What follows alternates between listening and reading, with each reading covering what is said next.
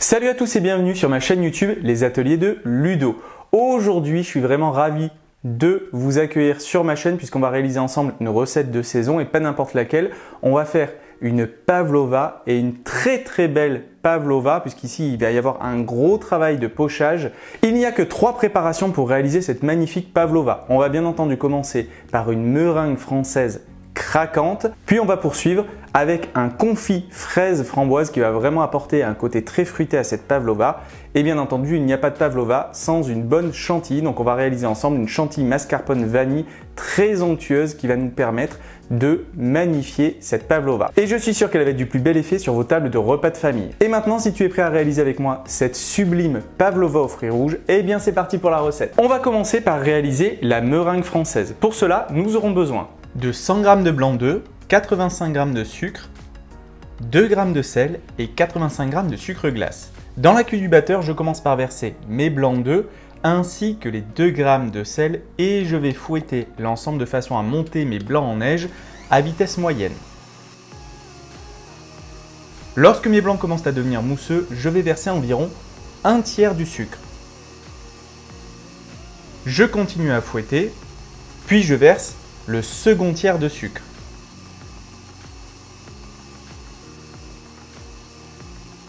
Je termine en versant le dernier tiers de sucre de façon à serrer les blancs. Lorsque ma meringue est prête, je peux cesser de fouetter les blancs. J'ajoute le sucre glace que je vais préalablement tamiser afin d'éviter la formation de grumeaux. Et je mélange délicatement en veillant à ne pas faire retomber trop les blancs d'œufs et de façon à bien incorporer le sucre glace. Je dois obtenir une meringue à la texture brillante et relativement souple. Sur l'envers d'une feuille de papier cuisson, je viens tracer un cercle de 16 cm de diamètre en utilisant un cercle entremets comme repère. Cela va me servir de repère pour pocher ma meringue. Pour ceux qui galèrent vraiment avec leur meringue, j'ai créé rien que pour vous une formation en ligne complète sur toutes les meringues et les macarons. Vous pouvez retrouver bien entendu cette formation sur le site www.atelierdeludo.fr. Je vous mets le lien de cette formation juste en dessous de cette vidéo en barre de description. Lorsque ma meringue française est prête, je peux la placer dans une poche à douille munie d'une douille lisse de 20 mm et je peux procéder au pochage de ma base de pavlova. Lorsque j'arrive à la limite du cercle de 16 cm, je peux cesser de pocher ma base de meringue. Pour donner à ma pavlova un côté très élégant, je viens pocher des boules de meringue sur tout le pourtour de mon disque de meringue. De cette manière, je réalise en quelque sorte une corolle de pétales de meringue.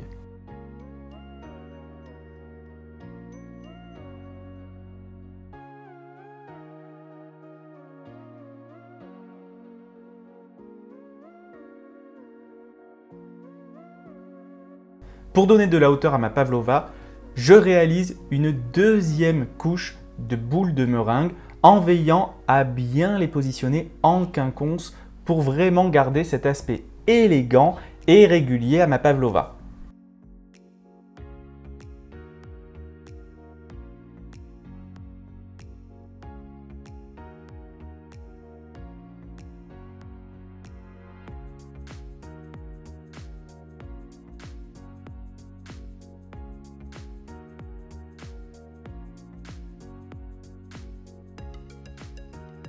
Ici, c'est un vrai jeu de patience, mais le jeu en vaut la chandelle, ça permettra vraiment d'avoir une pavlova sublime sur vos tables. Ma meringue est maintenant prête, je peux la placer au four, je vais la cuire à 100 degrés pendant 1h30.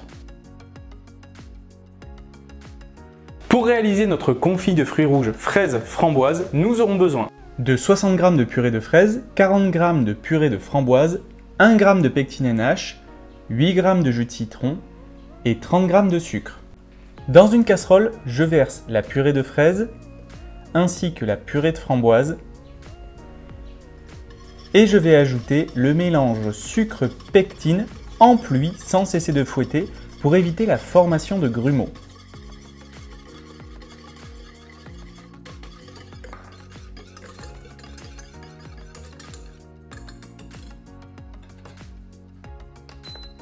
Et je vais faire chauffer l'ensemble sur feu moyen jusqu'à atteindre l'ébullition. Lorsque l'ébullition est atteinte, je peux retirer la casserole du feu. J'y ajoute le jus de citron et je mélange jusqu'à incorporation complète de celui-ci. Et je peux laisser refroidir mon confit de fruits à température ambiante. Pour réaliser notre chantilly mascarpone vanille, nous aurons besoin de 250 g de crème liquide entière, 50 g de mascarpone, une gousse de vanille et 40 g de sucre. Je commence par récupérer les graines de ma gousse de vanille en la fendant en deux et en la raclant avec la lame d'un couteau. Dans un cul de poule, je verse mon mascarpone, ainsi que le sucre et les graines de la gousse de vanille. Et je vais fouetter l'ensemble à l'aide du batteur de façon à détendre le mascarpone. Lorsque c'est fait, je peux ajouter ma crème liquide entière bien froide. Et je fouette à nouveau de façon à monter la crème en chantilly.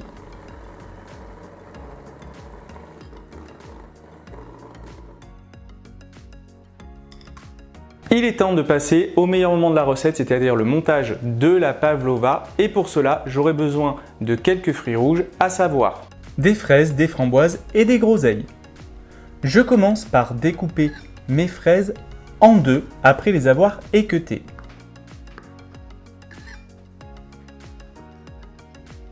De la même manière, je découpe mes framboises en deux. Et je viens mélanger mon confit de fruits rouges après refroidissement pour lui redonner de la souplesse.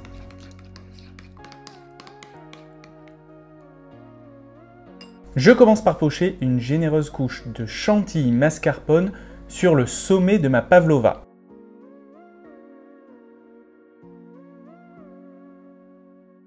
Je poursuis en pochant sur ma chantilly mon confit de fruits rouges.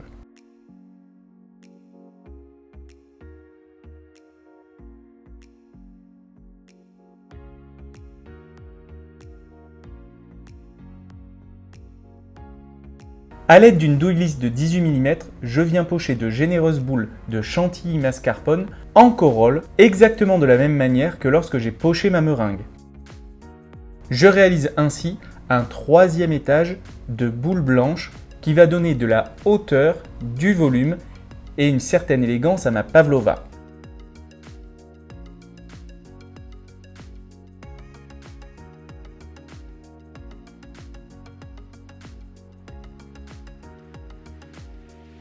Je viens ensuite enfermer mon confit de fruits rouges en pochant une seconde couche de chantilly mascarpone.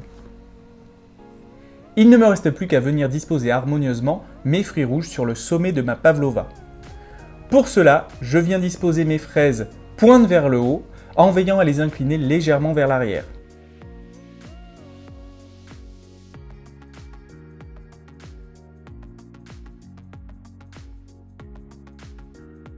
Je viens disposer quelques demi-fraises au centre et je complète avec des framboises entières et des demi-framboises.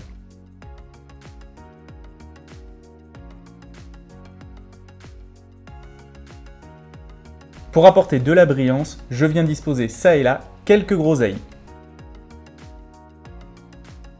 Et voilà, maintenant tu connais les secrets d'une pavlova parfaite. J'espère vraiment que tu referas cette recette à la maison. Je te rappelle que tu peux retrouver tous les ingrédients et toutes les infos ainsi que le lien direct vers la recette de mon blog juste en dessous de cette vidéo dans la barre de description. La pavlova, c'est vraiment un gâteau qui est magnifique, surtout avec ce joli travail de pochage. Par contre, pour la découpe, c'est beaucoup plus périlleux, donc forcément, il y aura de la casse. Après, rien ne vous empêche de réaliser des pavlovas individuelles à présenter dans des petites assiettes, ça marche tout aussi bien. Et puis, si tu refais cette recette à la maison, n'hésite pas à me taguer sur les réseaux sociaux, @atelier_de_ludo, au pluriel bien entendu. Je me ferai un plaisir de venir voir ta propre réalisation et de venir la liker. Si tu as aimé cette vidéo, pense bien à la liker, abonne-toi à ma chaîne YouTube et active la petite alerte pour ne pas rater mes prochaines recettes en vidéo. Et je te promets qu'il y a de très belles recettes qui arrivent très prochainement. Continuez à prendre plaisir en pâtissant et à régaler vos proches avec vos plus beaux gâteaux. Et quant à nous, on se retrouve au quotidien sur les réseaux sociaux, Facebook, Instagram